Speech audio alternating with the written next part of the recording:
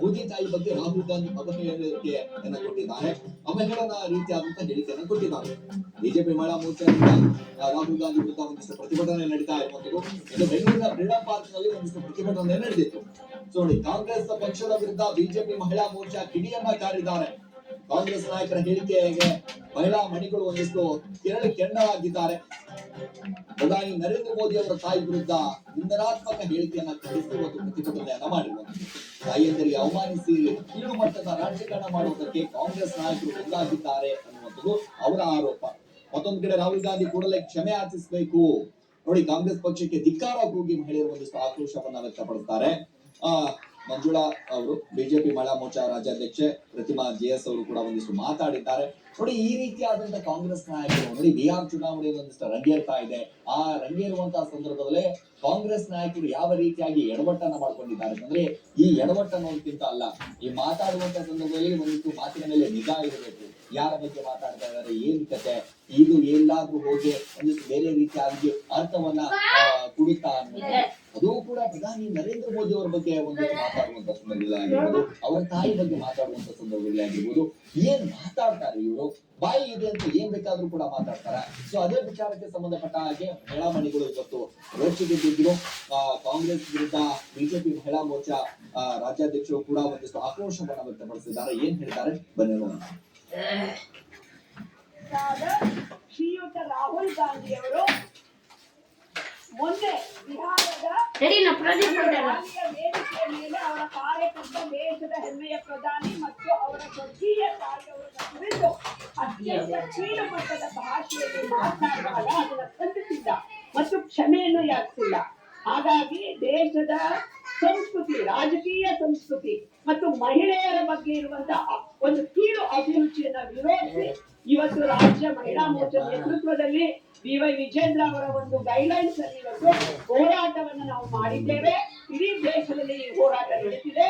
ರಾಹುಲ್ ಗಾಂಧಿ ಅವರು ಈರಾಬೆನ್ ಅವರನ್ನ ಅಪಮಾನ ಮಾಡೋದ್ರ ಮೂಲಕ ದೇಶದ ಎಲ್ಲ ನಾರಿಯರನ್ನು ಅಪಮಾನ ಮಾಡಿದ್ದಾರೆ ಅಂತ ಹೇಳಿ ಇವತ್ತು ಕ್ಷಮೆ ಯಾಚಿಸಬೇಕು ಅಂತ ಒತ್ತಾಯ ಮಾಡಿ ಈ ಹೋರಾಟವನ್ನ ಮಾಡ್ತಿದ್ದೇವೆ.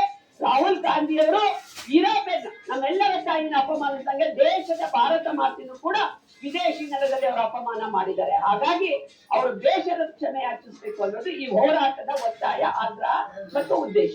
ವಿರೋಧ ಪಕ್ಷದ ನಾಯಕರಾದ ಶ್ರೀಯುತ ರಾಹುಲ್ ಗಾಂಧಿ ಅವರು ಮೊನ್ನೆ ಬಿಹಾರದ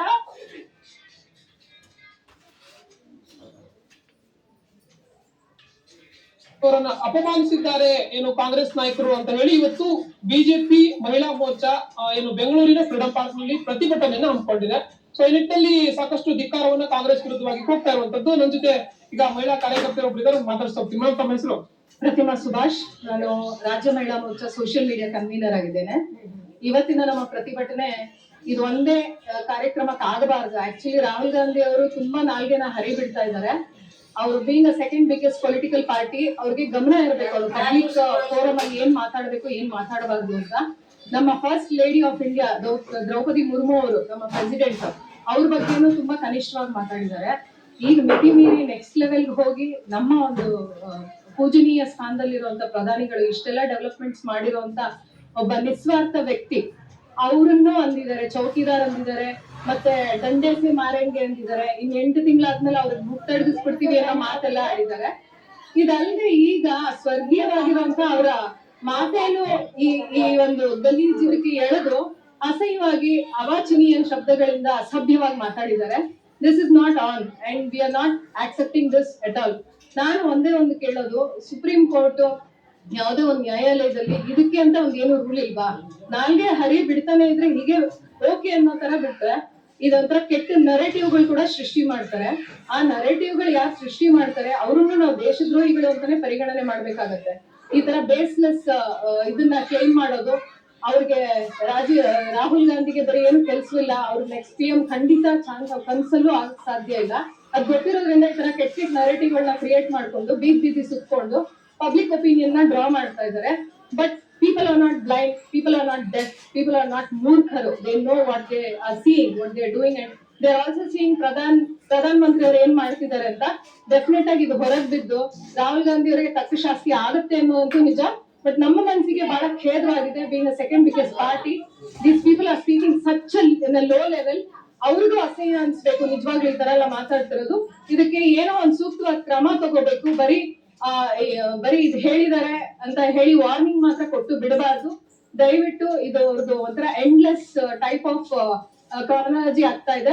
ಸೊ ನಾನು ನ್ಯಾಯಾಲಯಕ್ಕೆ ಅಥವಾ ಇವಾಗಿನ ಸಂವಿಧಾನಕ್ಕೆ ನಾನು ರಿಕ್ವೆಸ್ಟ್ ಮಾಡ್ಕೊಳ್ತೀನಿ, ಏನೇ ಒಂದು ಕ್ರಮ ತಂದು ಅವ್ರಿಗೆ ಬಾಯಿ ಮುಚ್ಚಿಸೋ ಅಂತ ಒಂದು ಬಗ್ಗು ಬಡಿಯುವಂತ ಒಂದು ನ್ಯಾಯಾಲಯದಿಂದ ಒಂದು ಕ್ರಮ ತಗೊಳ್ಬೇಕು ಅಂತ ನಾನು ಕೇಳ್ಕೊಳ್ತೀನಿ ಎಲ್ಲರ ಪರವಾಗಿ. ಮೇಡಮ್, ಈಗ ನರೇಂದ್ರ ಮೋದಿ ಅವರು ಹಾಗೇನೆ ಅವರ ತಾಯಿಯವರನ್ನ ಅಪಮಾನಿಸಬೇಕಾಗಿ ತಾವು ಹೋರಾಟ ಮಾಡ್ತಿರೋ ಸರಿನೇ. ಬಟ್ ನಿನ್ನೆ ಒಂದು ಇನ್ಸಿಡೆಂಟ್ ನಡೀತು, ನಮ್ಗೆ ಗೊತ್ತಿರಬೇಕು. ಅಂದ್ರೆ ಮಹಿಳಾ ಮೋರ್ಚಾದಿಂದ ತಾವು ಪ್ರತಿಭಟನೆ ಮಾಡ್ತಾ ಇರೋದಕ್ಕಾಗಿ ಕೇಳ್ತಾ ಇರೋದು.